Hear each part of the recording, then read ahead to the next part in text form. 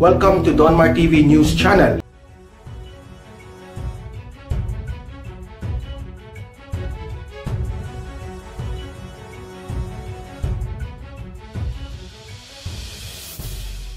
Ano masabi mo sa Comelec na nakikipag-partner sa Rappler? I think that's weird.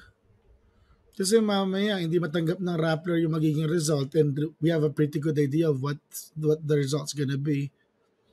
Tapos sabihin nila tapos ang gagamitin nilang igagamitin nila yung Nobel Peace Prize card. Tapos yung We Are Comelec's Partners card para i-legitimize yung kanilang However, I think there are enough camps na kumokontra na dyan. So, hindi na ako makikisali. Nakukornihan na ako dyan. Next. Paano nga ulit explain ni Pacquiao TP? Loko ka dyan. Ano ako? Manikin? Che. Sabi ni Enzo Havarata, for me, walang masyadong impact yung endorsement ni Tatay Digong. Baka makasira pa.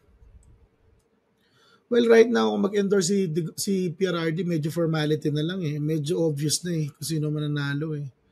Talagang feeling ko talaga pinaglalabanan na lang talaga ngayon sa mga senador.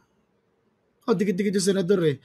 Noong isang araw sabi ko isasama ko sa senatorial slate ko si Mingito Padilla kasi magaling doon sa SMNI debate. Kaya lang, baka tanggalin ko rin.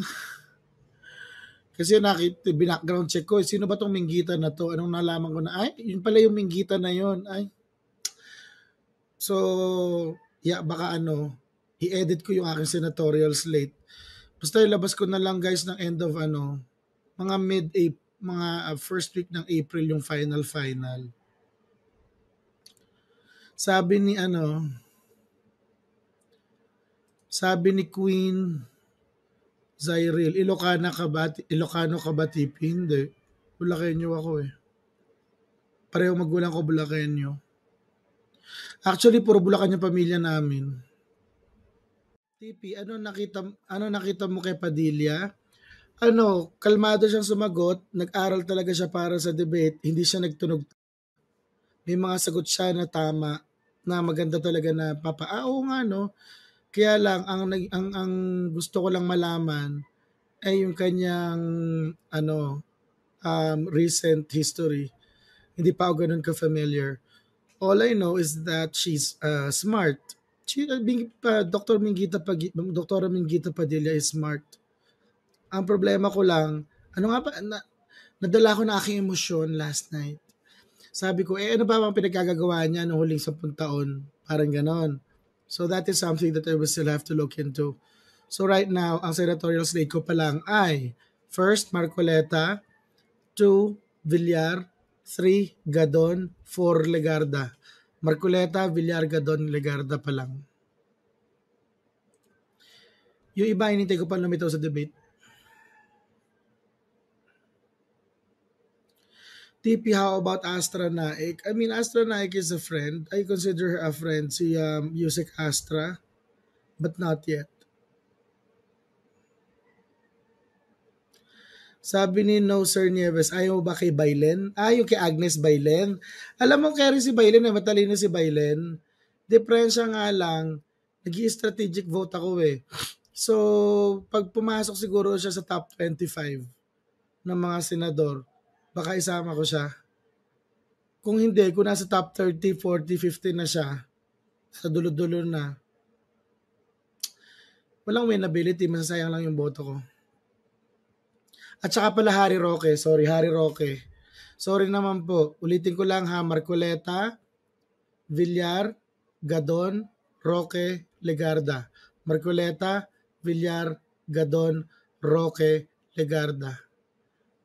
Hindi pa yung Gibo, hindi pa siya nagdi-debate. Yung Panelo, hindi. Nakita niyo ba kung gaano kasabaw si Panelo sa mga sagot niya? Paikot-ikot. Lumitaw pa nga ng nag-retake pa nga eh. Tapos tatawa ako nung second yung second dati ni Panelo dun sa debate, sumasagot na sa renewable. So mukhang nag-cram on renewable energy. So may hindi mo niya mapansin yung second debate, may tanong about renewables. Tapos sumagot na si Panelo, tapos ako parang nag-cram kahapon yan. Hindi ganun. Next. Ulitin ko lang. Roque, Marcoleta, Gadon, Villar, Legarda. Yung outfit ni Panelo, Count Dracula. Mahilig talaga si Panelo ng ganon. Mahilig talaga siya mag-outfit ng mga weirdong outfit. Yaan mo na siya. TP, any thoughts about Honasan? Honasan is okay. But I do not dislike Honasan. I do not dislike Honasan. I do not like him either. Yung parang neutral lang ako sa kanya. Tapos, but he's not, hindi lumulukso yung, alam mo yun? Hindi lumulukso yung tibok ng puso ko, parang ganon. So nothing against Honasan. I think he's a pretty chill guy. It's just that even his answers were pretty okay, but not, parang they were passable but not breathtaking. Kasi if ewan ko lang, alam niyo po sabihin ko guys, yung medyo pasiklab dapat, gusto ko yung may anghang.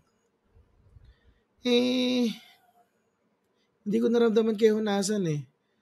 He's a pretty good guy ha. Sabi, ang marinig ko sa mga ibang friends ko, he's a very chill guy. Kaya lang wala pa ako rin sa point na he's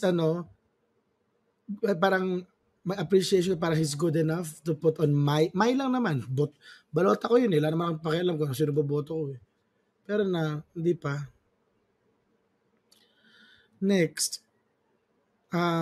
Cheese Escudero, nag-iisipan ko pa. Alam nyo, in fairness kay Cheese, in fairness kay Cheese, medyo boring lang talaga siya magsalita, pero matalino yon. Si Cheese Escudero. Ngayon, ang problema kasi, caught between a rock and a hard place, etong si Cheese. Kasi sorsogon yan eh, Deleni Country. Di ba, Bicolano? So, hindi siya po pwede yung, for his own sake, hindi niya po pwedeng i-alienate yung boto ng kanyang baluarte. Diba? So, hindi siya po pwede talaga mag-unit team. So, yung choice niya na sumali sa kabilang parlor, I perfectly understand. Chill lang ako.